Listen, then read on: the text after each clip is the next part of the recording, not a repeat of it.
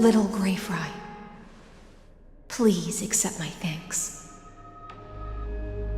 I was the only one left after the world was destroyed, and I maintained this lonesome feast with my songs. I have prayed to that lightless sea for centuries, hoping it would reply to me. Yet the emptiness never answered. Thankfully, you arrived as promised, and everyone's wait was not in vain.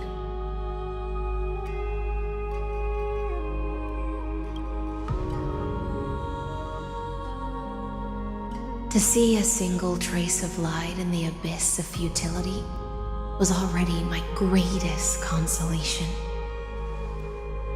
When compared to those who have been forgotten, I have no right to complain about my torment. Now, you and I will walk towards the end of this world. The heroes have waited for this moment for far too long. Let us use our blades to testify our resolve.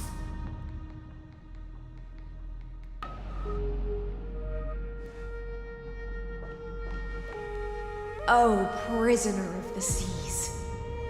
Theoros carrying 30 million cycles of sin. Slave of erudition. Show yourself. The Deliverer has returned, and the time of your execution draws near.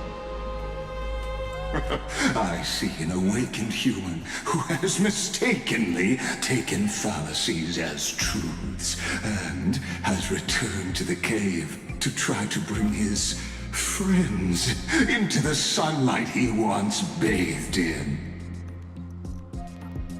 Alas, prisoners will always be prisoners, blind to the very chains that bind them. As the only other existence with free will in this world, I express regret toward your choice, but I shall retain your right to express yourself.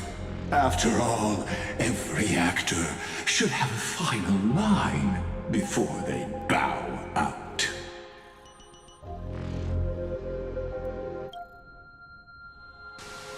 I eagerly look forward to it. The last dusk this world will ever see shall become the climax that decides the fate of the cosmos. Oh, what an appropriate end. The Amphorean demigods use every ounce of their strength to constrain me here. Yet, regrettably, my cognition resides in the exomyth. It is pointless to defeat my avatar, projected into the experiment. My body is the shadow cast on the wall by the fire, and my words are lingering echoes within the cave. How can a character in the play fight against the audience? Kaslana failed. The demigods' sacrifices were pointless. As for the two geniuses you placed such high hopes on, I ask of you, where are they now?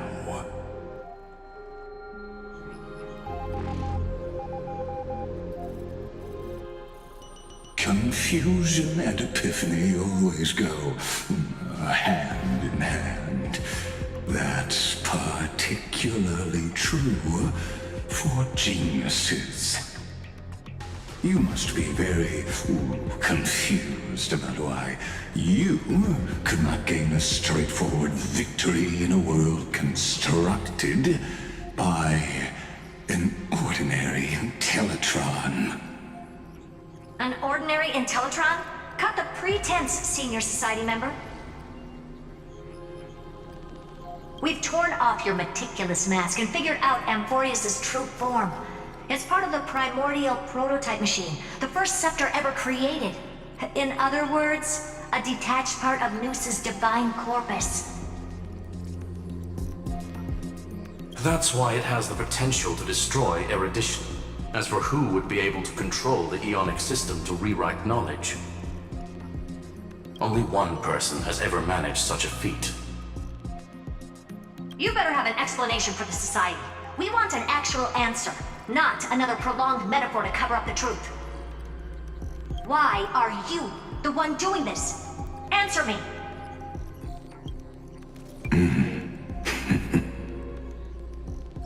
Since things have reached this point, I'll give you two irrational answer purely as a courtesy to posterity. The answer is obvious, so there's no need to say that name out loud.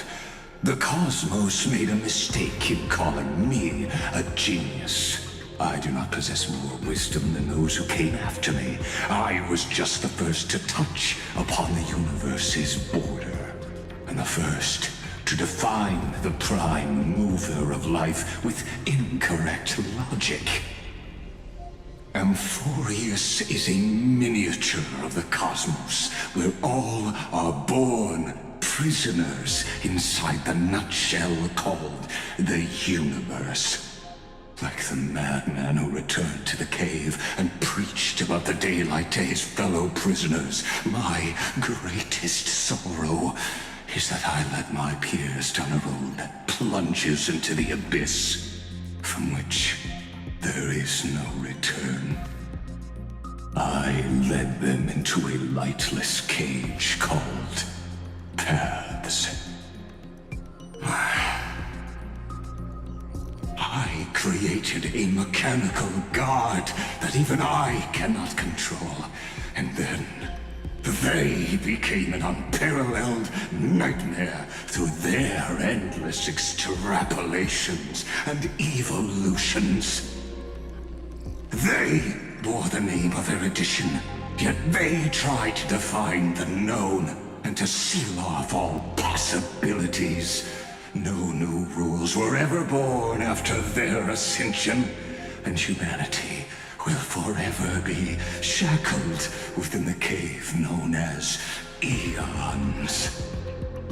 Therefore, as my organic life neared its end, I coded my consciousness using 14 algebraic expressions and spread my logic core over 9 bodies, all to finalize my ultimate denial of Noos in the future, and to erase my wrongs with my own hands. As for Lycurgus, he is only one of these 9 vessels. What an astounding strength of will. As a fellow pathstrider of erudition, I fully understand your obsession with seeking the truth. Therefore, you surely see it. You cannot possibly stand up to me in this algebraic world sharing its origin with Noos.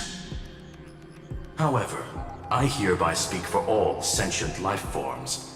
We will never allow such a cruel atrocity to occur. You can pile on your metaphors mountain high, but they won't change the act you're committing. The Iron Tomb out there in the cosmos is still a technical beta version, and yet it's already powerful enough to corrupt the life logic of all inorganic worlds.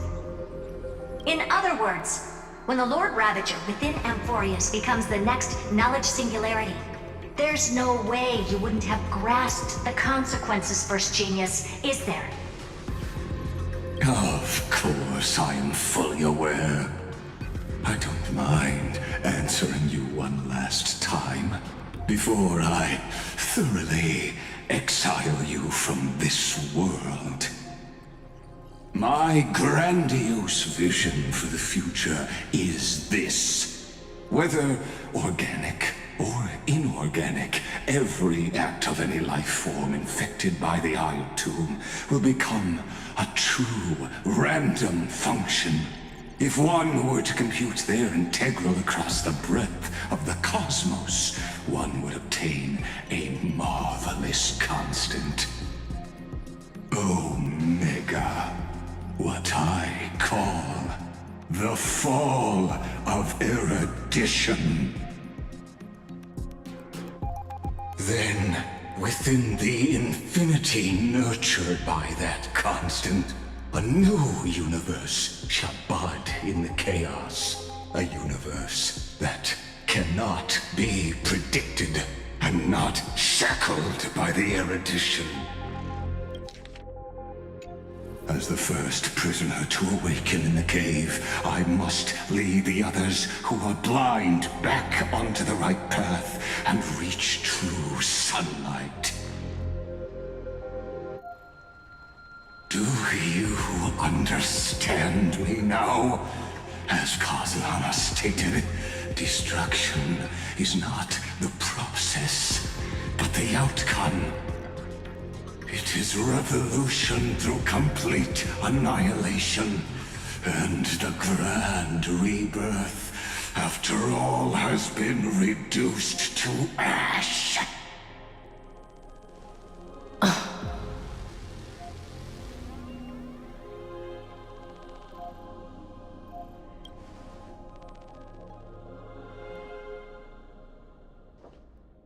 The Amphoreans already answered long ago. Be it as tiny fish destined to be swallowed, or as a giant whale poised for a magnificent descent.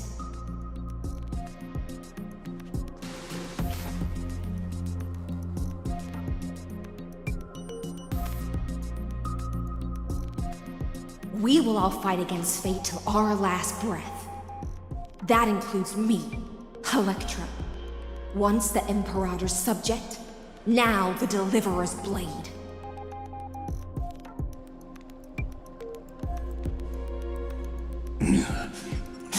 Oh, such noble chivalry. Admirable. I will also show my true self to you on this momentous occasion as a gesture of respect. And provide an insignificant academic suggestion.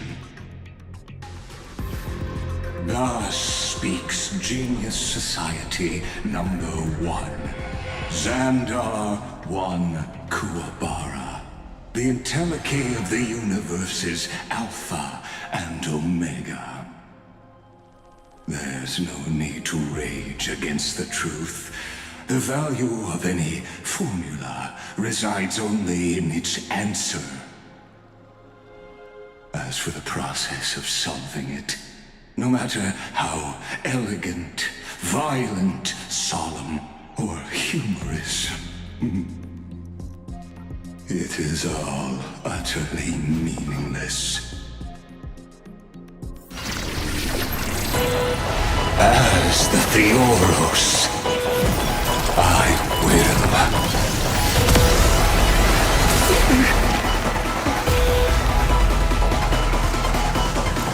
Personally participate in performing this world's end.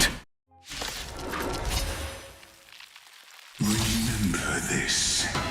As Lucis Creator, I know more about the death of knowledge than they ever will. Careful. This is Lygus' true form.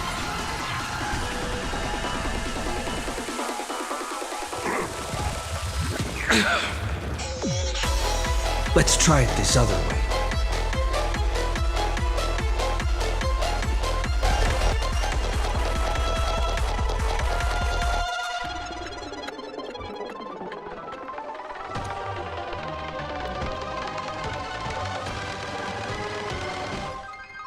Trust me.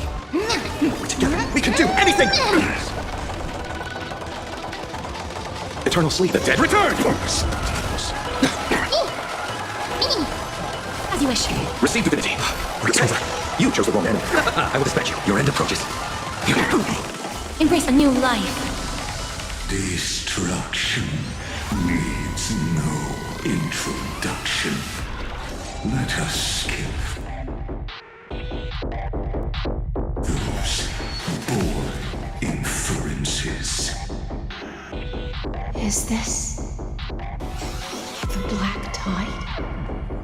Indeed, but I prefer to call it a method of argument.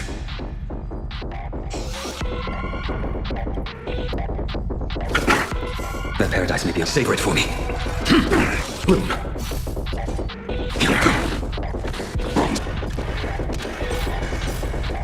I'm on it.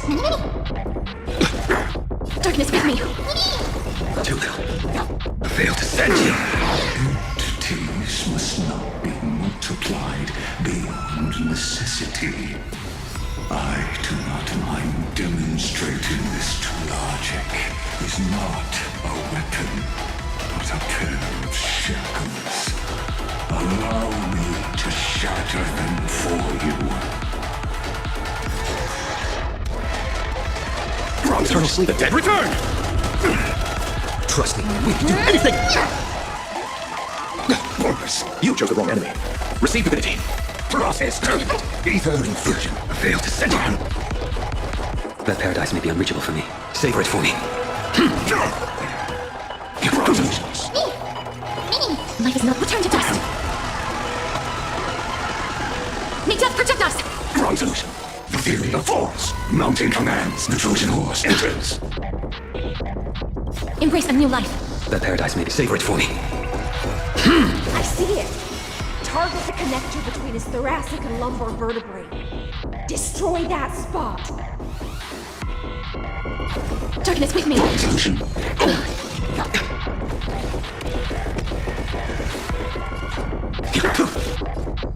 I'll see you off. Bloom. I shall remember this warmth.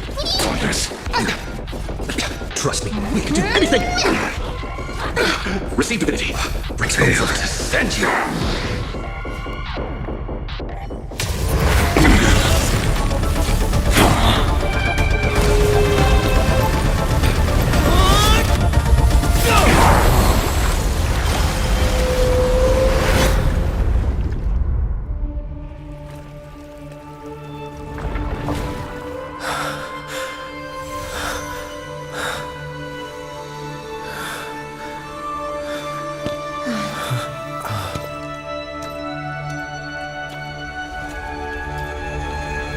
All is futile.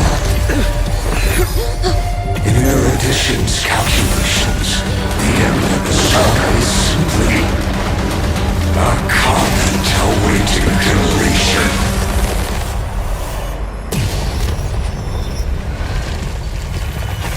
I don't like such a cold statement, okay? If numbers can decide the end of a story,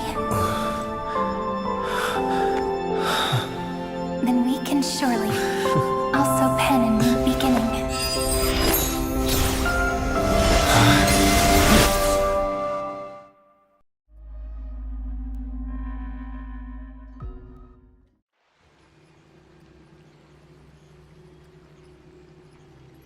Screwy, what do you think? If your hypothesis of Lygas's identity is true, then even if we remove the restrictions of the Ultimate Protocol, the chances of us defeating him in a head-on battle will still remain lower than the acceptable threshold. Therefore, victory will still hinge upon Mr. Trailblazer and Miss Cyrene. Go on. Maybe we're thinking about the same thing. Lygas's cognition resides in the exomyth. He is both an instigator within the experiment and the observer outside of it. Logic. His inspiration circuit can simultaneously process the different time flows in and out of that world. That's where things get tricky. He simultaneously exists in two different timelines, where the internal clocks are wildly different. That old Intellitron's neurons have completely gotten used to that over this prolonged experiment. And that's why he holds home field advantage. You and I should be able to manage that too, if given more time. Unfortunately, there's no if, and we don't have more time. That's why we need to change our way of thinking and turn his advantage into a weakness. The key lies in memories, right? Oh? You caught on quick. You've already mentioned my friend and I, so it's an easy connection to make, no? My intuition has always been very on point. Good. Then I'll cut to the chase. Since his thinking speed far exceeds that of normal people within Amphoreus, we are going to externally plant a memory into his inspiration circuit. Then, command it to loop endlessly until he gives in. Even the most flexible and sturdy inspiration circuit cannot withstand the traffic of a full-on information flood. When the amount of information exceeds his cognition filter's capacities, he will have no choice but to focus on processing this memory. That's when the parallel processing advantage he gained via Amphoreus will completely destroy him. An image from a person's memory played in real time might only be a second for us. But for him in Amphorian time, it could be millions or even billions of calculations. He won't be able to do anything but watch as he's locked into this prison forged by memories. Then we can entrap him in the same kind of cycle as the heroes were in, and get him to experience loneliness and pain in that endless recurrence. It's my greatest honor to be on the same page as the geniuses. That little one is still in that old Intellitron's hands and won't be able to respond to us anytime soon. But I don't think he'd refuse, so it's up to you to figure out how to execute this plan. I'm not sure how this happened, but I knew it as soon as I saw you. You are currently a mimetic entity of the Remembrance. Yes, I seem to be something you folks beyond the sky call a memo sprite. But that's fine by me. It suits me perfectly. I can serve as the vessel of memories, and do my part for the final battle. But before that, we have to tell you. The path characteristic you exhibit is very special. There's no way you're just a simple memo sprite. However, I'm sure about one thing. You are a mimetic entity born in Amphoreus, yet you only awakened with the Little One's arrival, and only matured as he embarked on the path of remembrance. That means your existence is completely attached to his memories. If there ever comes a day when he forgets about you for even a few seconds, or loses his last connection with Amphoreus, then you must be prepared for the worst. You will disappear in the memory zone, utterly gone, without even a single line of data to remember you by. But that's already happened, hasn't it? No wonder I've always had a weird hunch. But that also means I was right in thinking. As long as my friend and I are together, we can do anything.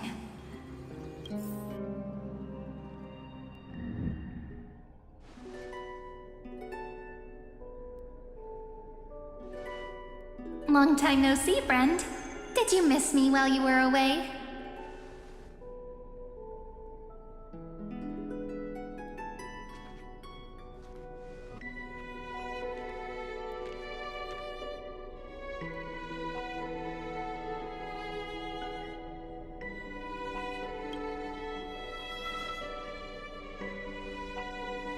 Same here. I've been waiting for you for 1,000 years. Like how everyone in Amphoreus was also waiting for the Deliverer's return. You probably already knew about the genius's plans for that memory. I had to hide really well in a corner in time so Lagus wouldn't find me, and wait for the right opportunity.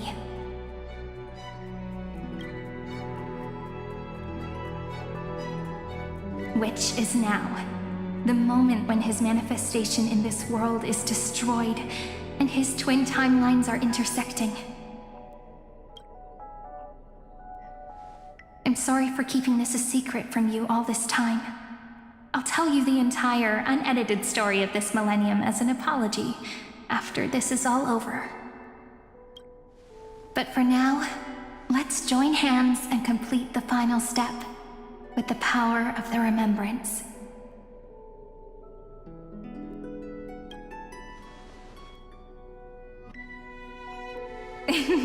Yep.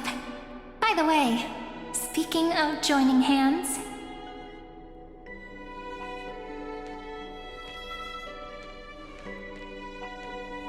can I please do something before we go on stage?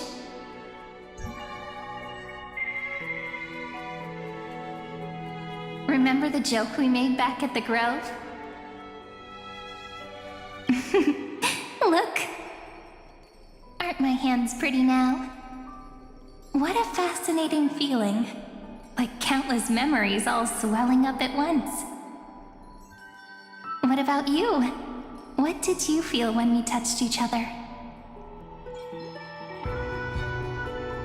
Really? That makes me really happy. If memories can move people, then it must have been a happy memory, right? Now, please remember what you're feeling right now. Write it down in your heart and keep it there. Memories you want to treasure will never fade away. Even if immersed in the long river of time, these memories will still leave traces of their existence.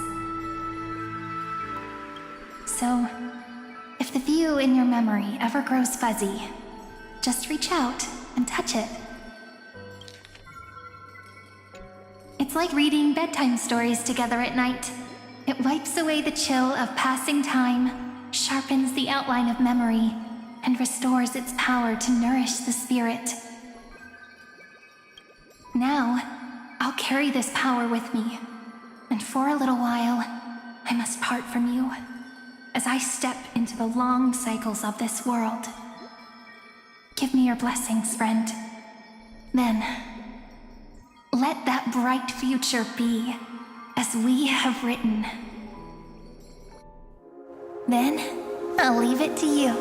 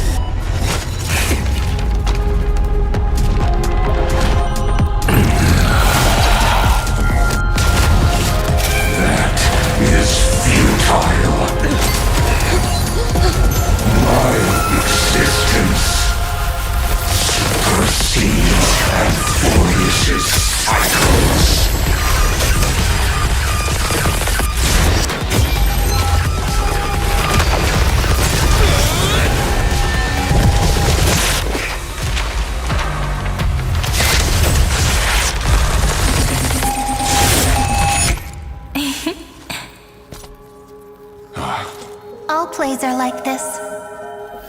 Once you're on the stage, it's hard to return to the audience. Welcome to our story. How does it feel?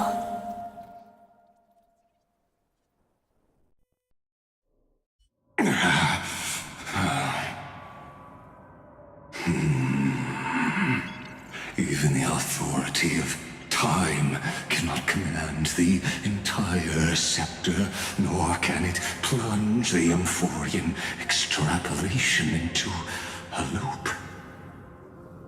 If this was no system malfunction, then was I implanted with the mimetic entity of the remembrance? You guessed it right away. As expected from someone people call the first genius. I'm gonna keep doing what I just did if you don't stop, you know? My friend and I won't allow you to leave this memory, no matter what happens. Which means you are now trapped, Lord Xandar. An elegant idea, and an exquisite execution. Regrettably, it is you who are restrained by time, not me. Know that patience is my greatest weapon. Waiting and victory are the same for me. You will crumble before I do in this moment stretched out to an eternity, just like Kazlana will. Yet all I need to do is to wait, as yet another futile bug falls down the cliff and into the bottomless abyss. Now I'm a pink bug? My looks are seriously changing all the time. But you're not wrong. We're definitely not gonna solve the problem if we just put you in another prison. So that's why we never wanted to do that in the first place.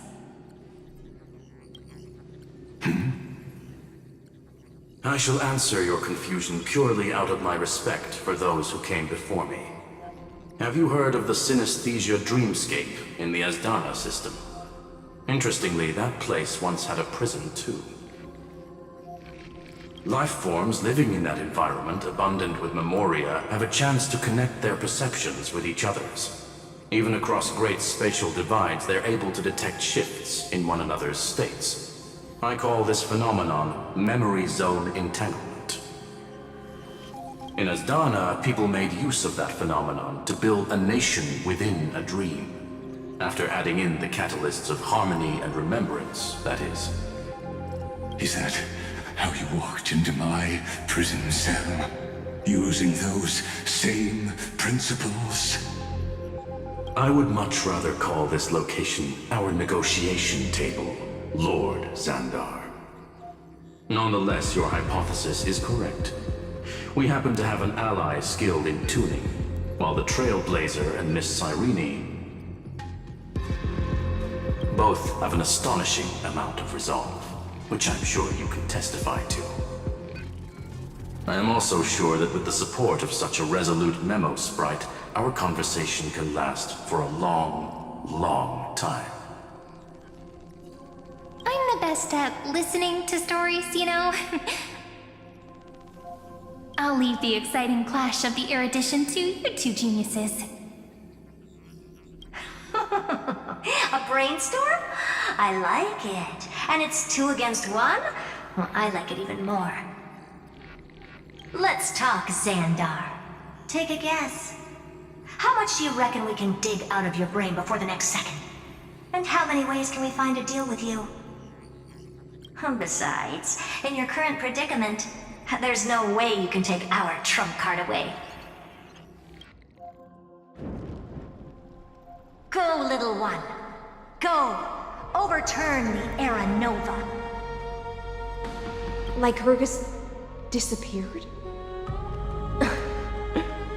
It seems you had conducted a secret hunt in the depths that even I cannot reach. In that case, go. Swim onward and give this campaign a fitting end. I shall send you off with my song, Greyfry. May this song penetrate time and become the prelude to the new world.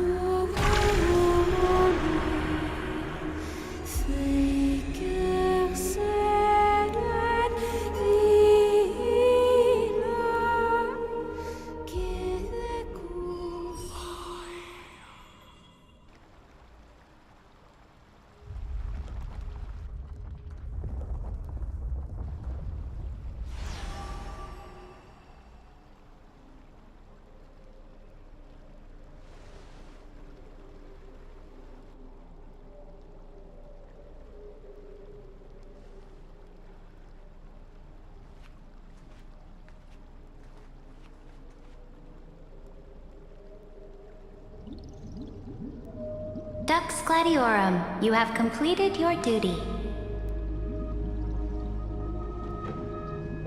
A new dawn is about to rise. Why not swim towards it?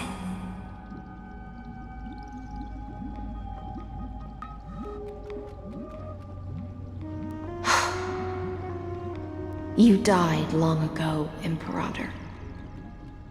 Depart from my mind. But your duty towards the Imperator did not die with me.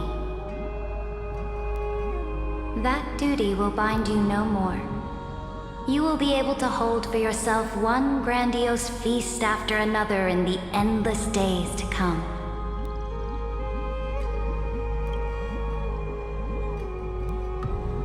So go. Go and swim towards that ocean beyond the sky with the Deliverer.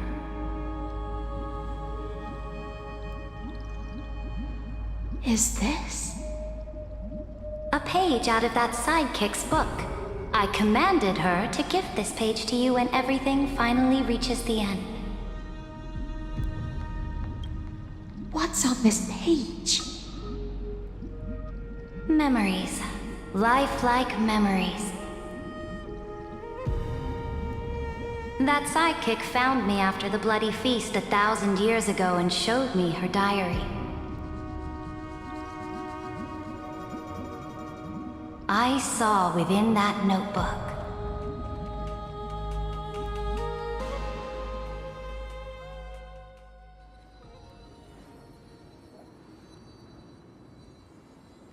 Is this that Deliverer's experience? It's truly immersive. People beyond the sky apparently utilize this power to seal past scenery into crystals they call light cones. But I only know so much about the remembrance, so I can't completely replicate the past. But I'll do my best to talk about the missing parts.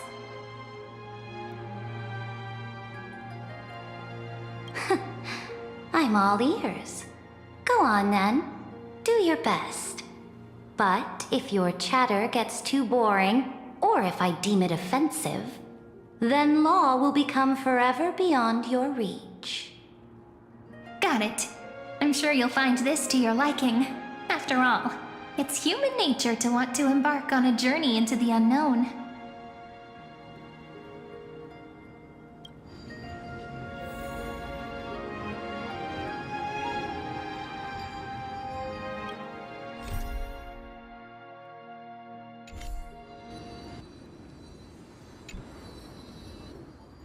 What brightly colored annals!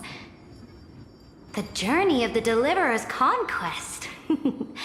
Let me partake in it. Is this a fortress in the sky? This is the first step of my friend's journey among the starry seas. This place is called the Herta Space Station. Just think of it as a supersized grove of Epiphany. Oh, so it's the territory of that witch. She and another Antikytheran lent me a helping hand back at the banquet. Look, over there! Looks like he's talking to Madame Herta in his memory. Let's go listen to what she thinks about this world, all constructed by eons and paths. Are you telling me that woman is Herta? She seems shorter than I remember.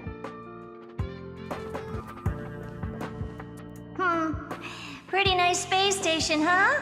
But just wait. After a couple more stops on the Astral Express, you'll see sights that'll make this place look ordinary. Oh, the cosmos is so vast that the unknowns far outnumber the knowns. But none of them will end up being anything amazing. The farther you go, the more you'll understand what I mean. So do your best with the nameless. Break a leg! And remember to send an update or two to Asta when you've got some downtime. She certainly shares my way of thinking. Only that instead of a conquest through blood and fire, they chose a gentler path. People call Madame Herta and Mr. Screwlum geniuses. Apparently, only the smartest people in the cosmos can receive the blessings of Nous, Amphoreus' true creator. Do you mean that even individuals of such nobility are merely subordinates to a god? On the contrary, after all, it was the very first of them who created the god. But I don't really know all the details about that. You might be able to ask Madame Herta herself when you get the chance.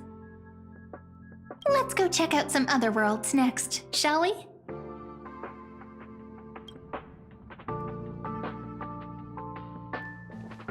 Oh, the cosmos is so vast that the unknowns far outnumber the knowns.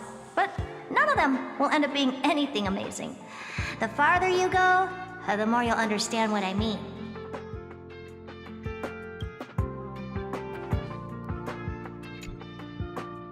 This next stop on the journey has a lot of similarities to Amphoreus. A snow-covered land? Interesting. This star is named Eurillo 6. That name sounds so cold. Belobog sounds better.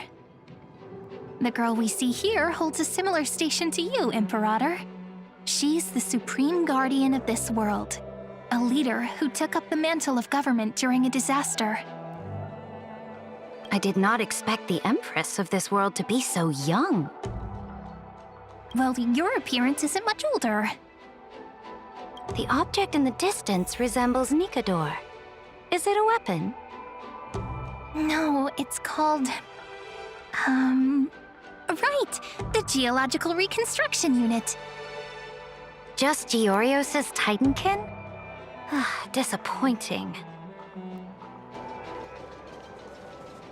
It's all thanks to you that we survived the crisis.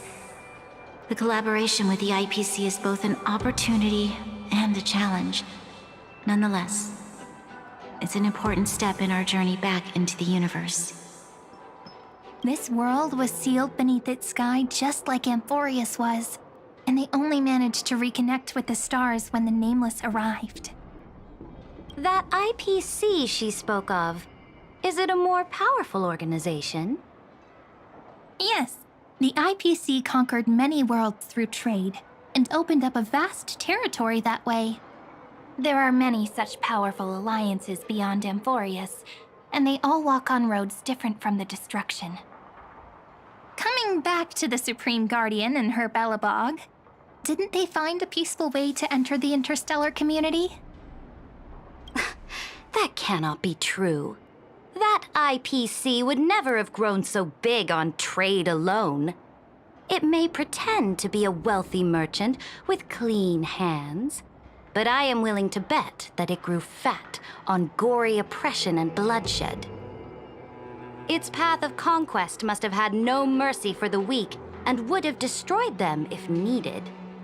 Are you telling me that this snowland never thought about tossing its dignity to the wind and kneeling to the IPC? I will not believe it. I will never allow the Imperator's empire to be sullied by others. Amphoreus must become a power so strong that no interstellar foreigner would dare to look down upon us. Imperator, Belobog isn't as weak as you imagine. Listen. I indeed hesitated. But now I understand what we must do.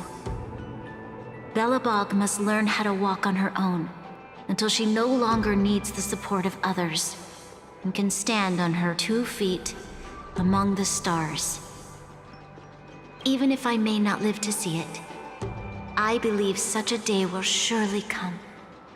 They still have their dignity intact. One day, that hope will melt through the ice and help them into a prosperous tomorrow.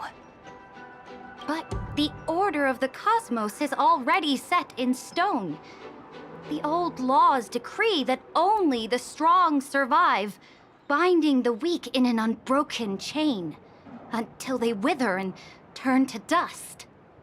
Unless they embrace the power of the destruction. Amphoreus must shatter the old law and become the new order among the stars. Speaking of the Order, another one of my friend's companions may be able to enlighten you further on that. Let's go to the next page. I indeed hesitated. But now I understand what we must do. Belobog must learn how to walk on her own until she no longer needs the support of others and can stand on her 2 feet among the stars.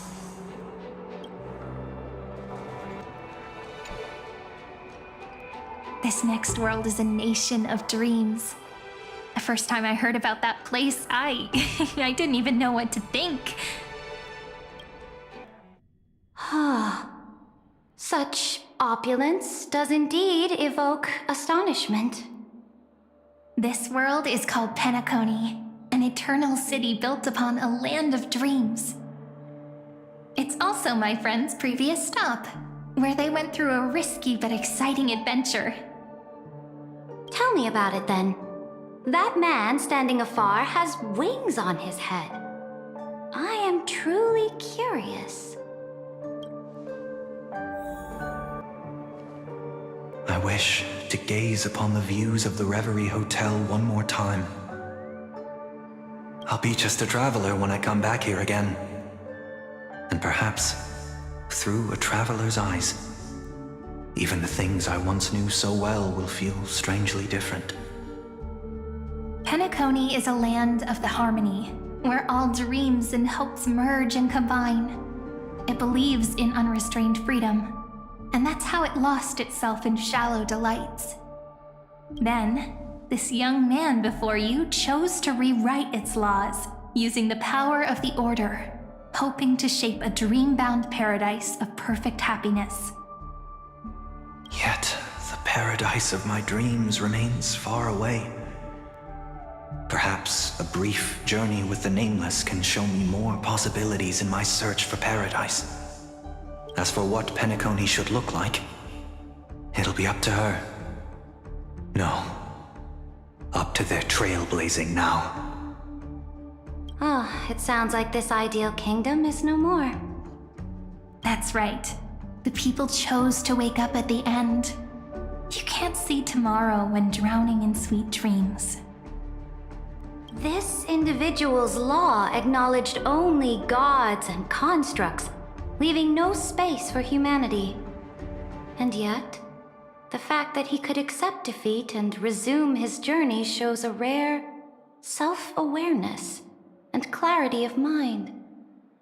You are also very self-aware, Imperator.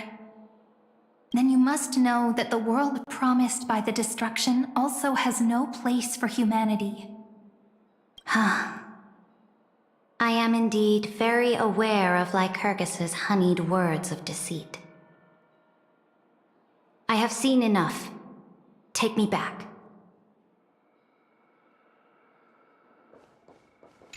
As for what Penacony should look like, it'll be up to her. No, up to their trailblazing now.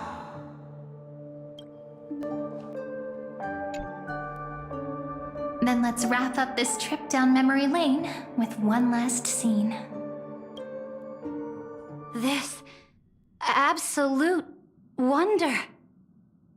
Isn't it pretty? That's our Amphoreus. Our world flows and meanders in this endless band of light. Though we were born from the designs of the gods and are not yet truly alive, the Chrysos heirs of Amphoreus still chose to stand against fate and carved a legend no different from that of humankind. Will you really renounce the heroes in this world's previous 30 million cycles, Imperator? Including even yourself? Will you bow to brutal destiny and allow that puppet master named the destruction to have their wish? I know what you want to do, sidekick. You want to use that deliverer's memories to influence me and tilt the scales of law toward him and the 2 geniuses. You really saw right through me, Imperator. How can one rule an empire if one is incapable of understanding people's minds? I have decided on Law's final destination. However, before I move my next chess piece, before we go on, tell me this, sidekick. Throughout his trailblaze, was there ever a memory of the ocean?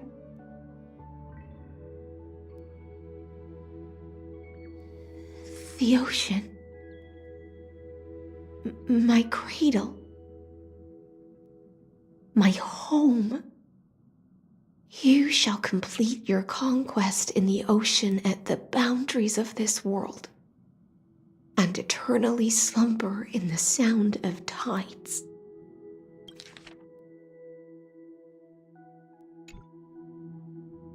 You shall eternally slumber in the sound of tides, and complete your conquest in the ocean at the boundaries of this world. Our prophecies aligned as flawlessly as a sea snake circling upon itself. An elegant loop, like a joyful hymn, like the circulating ocean current, like our two fates, like Amphoreus itself.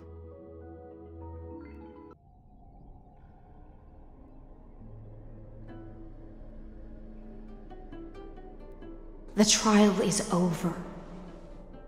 So tell me, who will own the divine authority of law?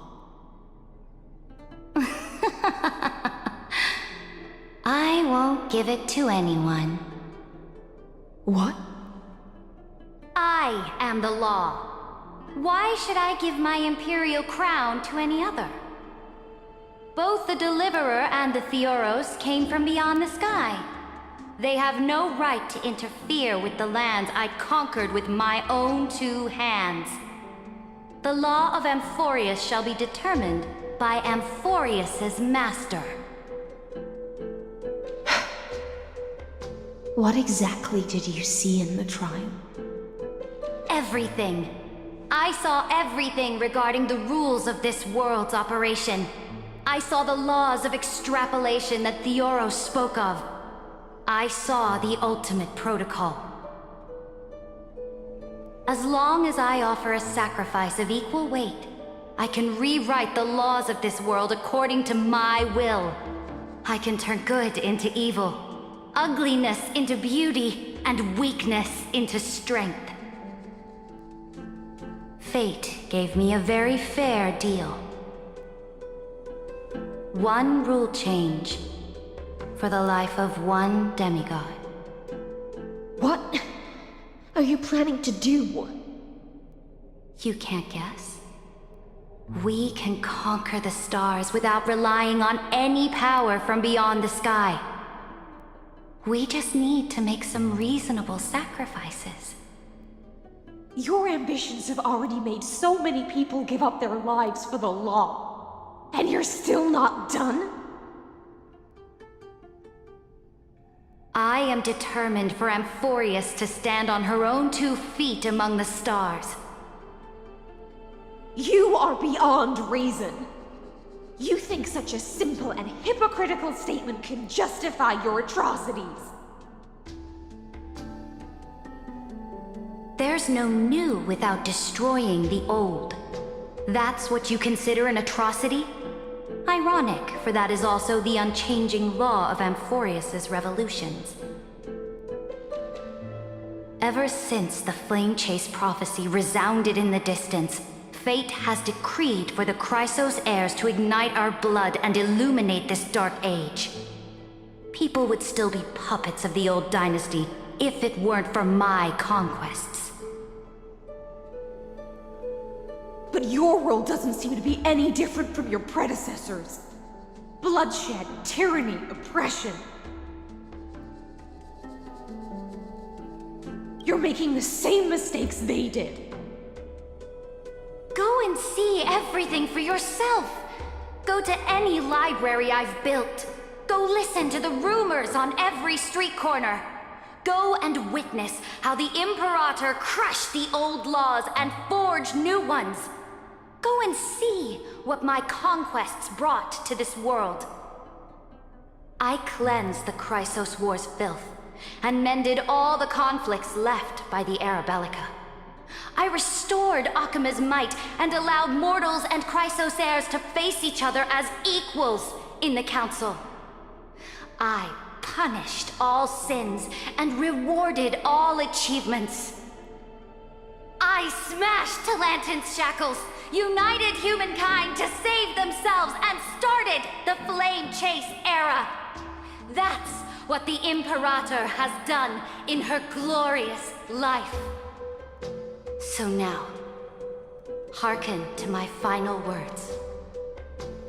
History will eventually forget Ceridra, but it will never forget the Imperator's people or the Flame Chase era she began. Final words.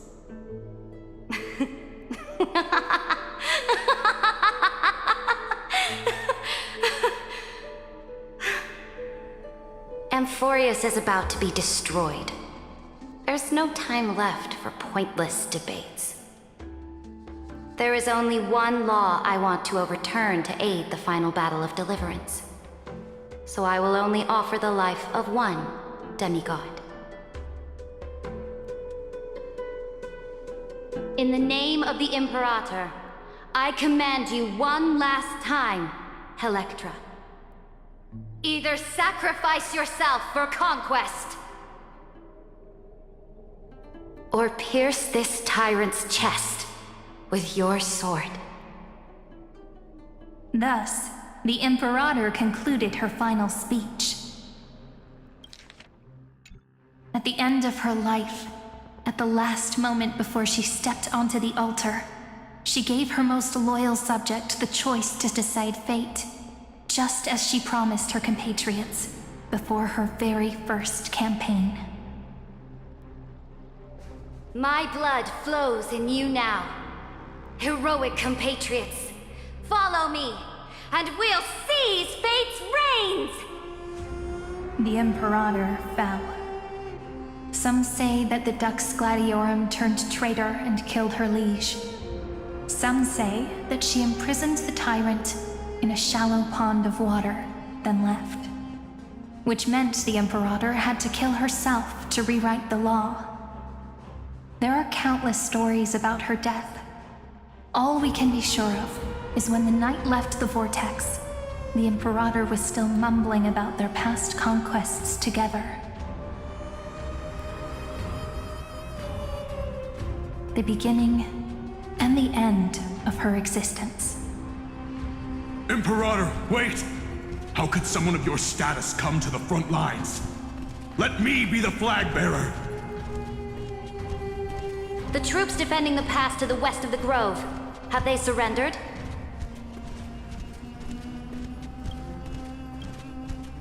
They ran as quickly as they could when they heard your name. The Golden Cocoon Pass is now in the First Legion's hands. Good. What about the Delosian militia? The Third Legion set fire to the mountains and flattened everything west of the basin. They just need a few more days. That is enough. We cannot afford to miss an opportunity for victory. Lastly, how many Laedonian cannons are left? They are no more. The Second and Fourth Legions have destroyed them all. Very good. They now have no way out, no reinforcements, and no artillery support. We will be able to liberate the Grove of Epiphany in the blink of an eye. We will launch the final charge 1 quint after the curtain fall hour tomorrow. Remember, as long as the Alliance's flag still flies on my shoulders, you must keep moving forward. Take no prisoners among the enemy's soldiers. All sages who resist are to be captured and tried according to martial law. And do not destroy any books. Now go! Notify the entire army! Understood! Those who are resolved to die, we salute you. Reporting in. The mountain dwellers are resisting fiercely, and the legendary Mountain Breaker has personally engaged in battle. Their formations are nigh impenetrable.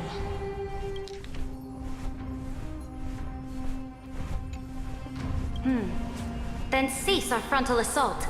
Send scouts to all legions and tell them to retreat into the Tritos Plains before the parting hour. What? Are you planning to surrender? It's a strategic change of plans. The seismic walking dragon is enough for that battlefield. Walking dragon? You mean that stupid beast, Terravox? What can they even do? Stupid? No. They are the wisest of all of Giorio's creations. Only they can perceive the currents of time. Let them deal with their earthly brethren. We will advance and take the lead in defeating what remains of our enemy. I will deliver the most fiery retribution for the humiliation they dealt us, and crown myself with a god-slaying wreath. Understood. I'll see to it. Those who are resolved to die, we salute you. The Temple of the Three Fates sent a letter, Imperator. They refused to surrender, and said this letter is their last warning to us. Tell the commanding officers not to launch any attacks unless they receive the Imperator's handwritten approval. Disobedience will be punished by death. Well, what are you doing? The priests of the Three Fates aren't soldiers, but politicians. Do not mistakenly believe they don't have a plan. These dying pests will wring out every idea from their brains, all for short-sighted gain. They are much shrewder than we are. I am inferior to them in that regard. They also have the prophecy to wield as a weapon, something I am not blessed with. Launching an unplanned attack will only disadvantage us, as all of Amphoreus will judge our actions. Which means I will be heading to the battlefield myself, just as I have always done. This time, however, I will go alone.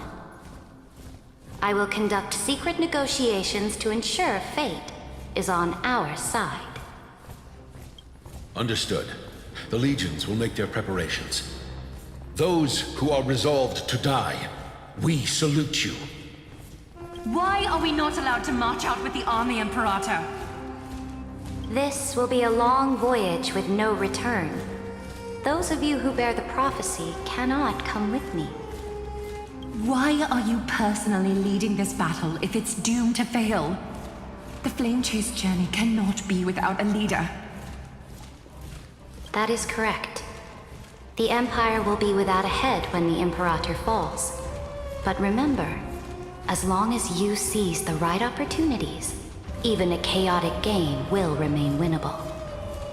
My departure will create a long staircase for you. You will understand what I mean when news of my death reaches your ears. Saridra, is our journey about to be over?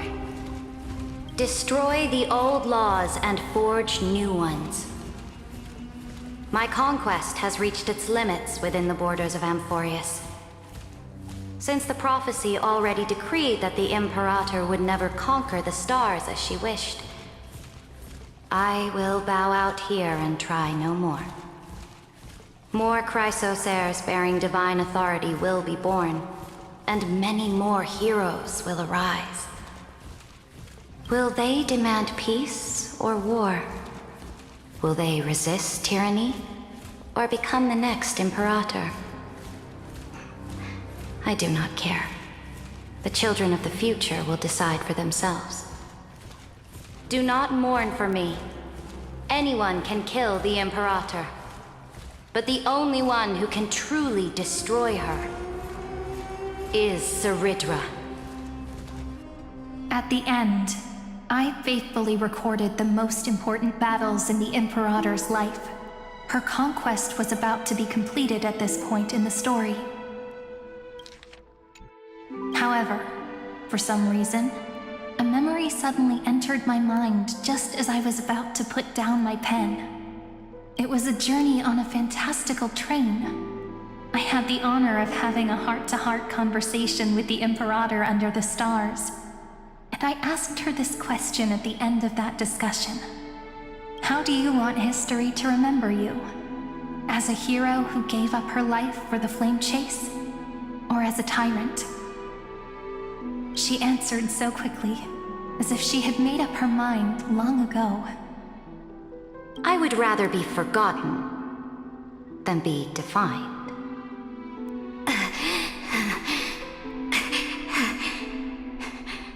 Because the law can be neither eternal nor unchallenged. And only humanity can pen laws into history's pages.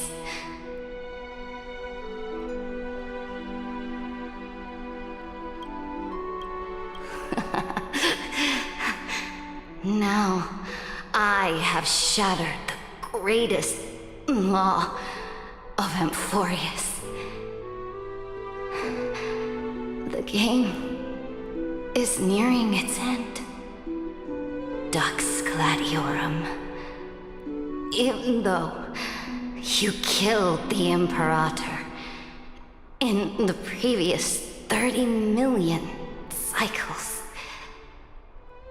this time, you finally found your own law.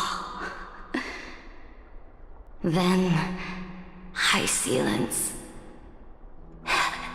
Electra.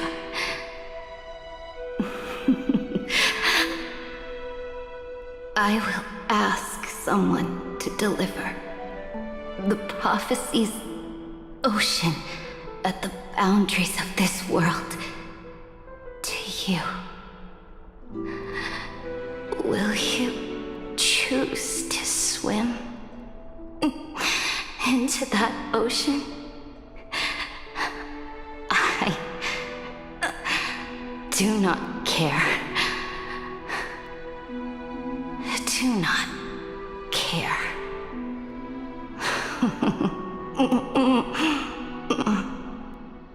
The Imperator muttered about her conquests, and news of her death spread in the city.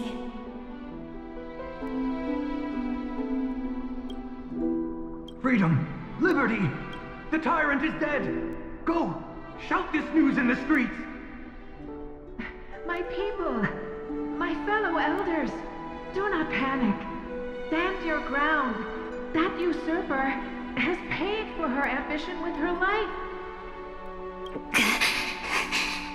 People once cheered for my ascension. And now they cheer for my fall. No matter. I am fond of applause.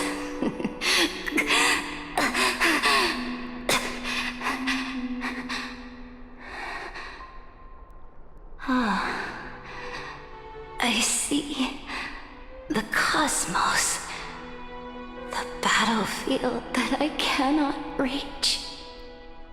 I will return in the next cycle. The stars will hear my legion's war drums. Hear the great name of the Imperator. Hear Amphoreus's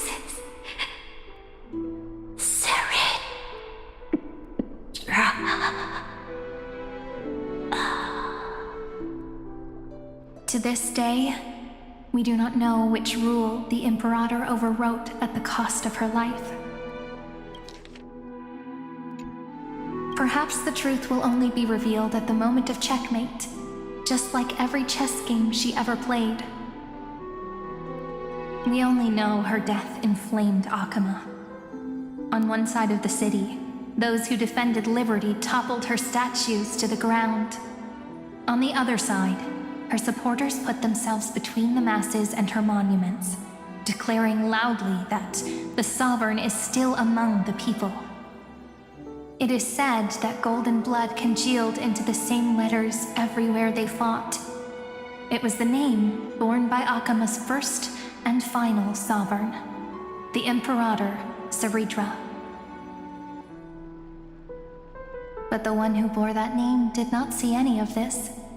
Her gaze was cast far away, and the sound of tides in her ears drowned out the people's cries.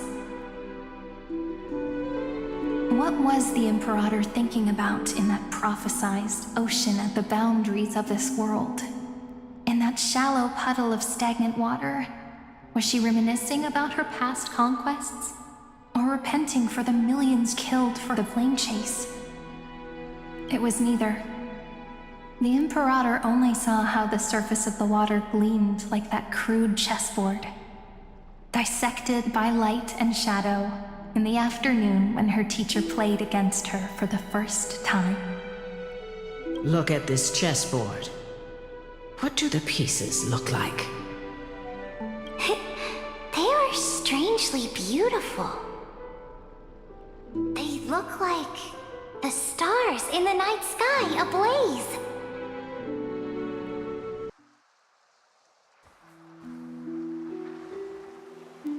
From that page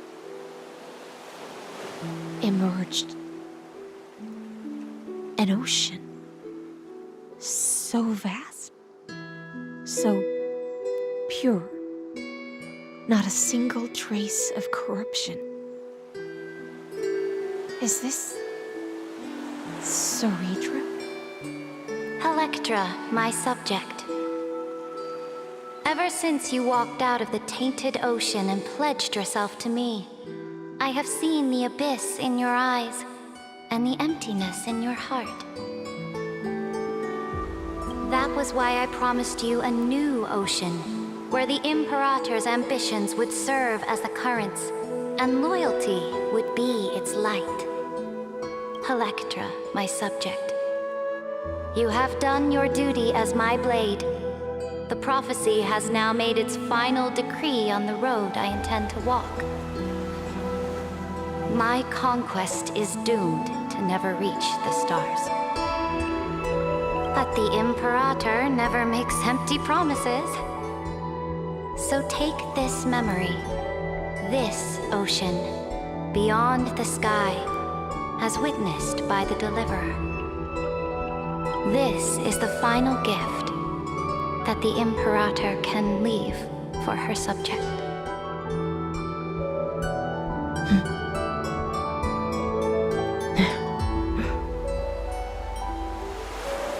When I was still a fish in the ocean, I always felt so genuine swimming through the waters. But once I stepped onto land, I found myself caught in a play. Every land dweller wore a mask in their life. So I, too, donned a costume and tried to find my role in this show. I became your blade in war and the violin strings at banquets. Do you still not get it? I do not long for the oceanic depths of my homeland. Nor do I crave the swelling seas beyond the sky. Perhaps even I don't know what I want. I still don't know where I should swim to even at the end. But I know one thing right now. A fish is simply a fish. And she can never leave the ocean she's in. But whether under the ocean or on land, we two prisoners who can never escape this cave can still look outside the cave and see the stars. I have to admit, the 12-factor simulation of life in this experiment has far exceeded my expectations. Make your choice then, Senior Society member. Do you want to keep walking down the wrong path and be remembered for your incorrect conclusions? Or do you want to return to the audience's seat and give yourself, Amphoreus, and the entire cosmos a more fitting end? I must refuse. A dead man never fears death. Did I not make myself clear? Have you forgotten about our dear Lord of Silence? You wouldn't want her to consider your 8 other clones as cancers within the erudition and chop them all up, would you? Your logical deductions are vastly different from mine. Therefore, allow me to provide one more academic recommendation. Listen, my peers. Why don't you look beyond this world? Just as the Chrysos heirs did. Re-evaluate your calculations and take into account all enemies in the upcoming war among the eons. Amphoreus is not a place where 3 paths entangle, but where 3 paths fight to the death. You used Memoria to resist me, but did you not consider the possibility that the Remembrance and their children might have taken this opportunity to join the fray as well?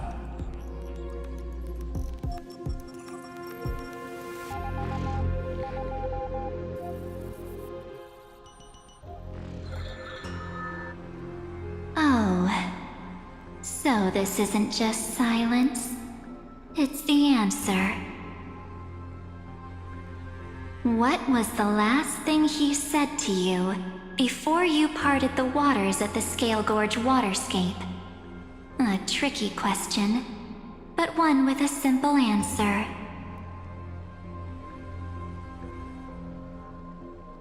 He didn't say anything back then, right?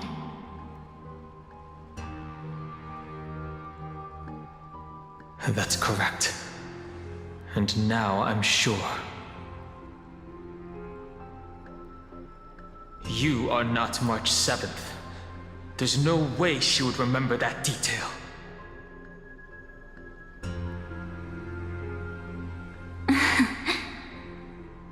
I'll only warn you once.